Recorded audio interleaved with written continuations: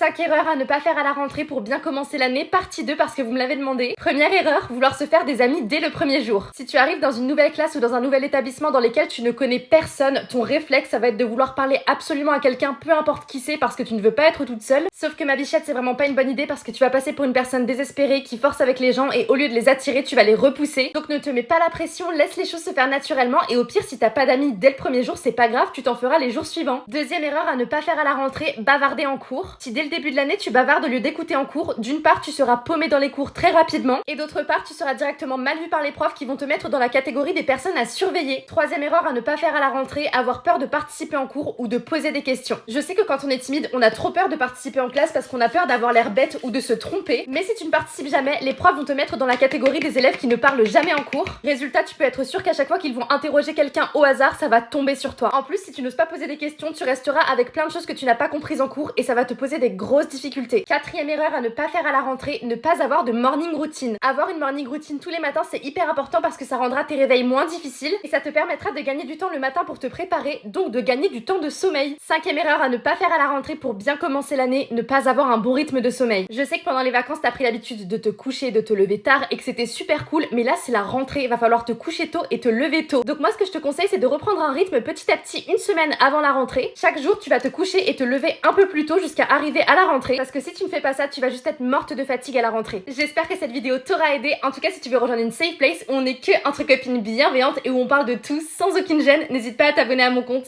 À bientôt.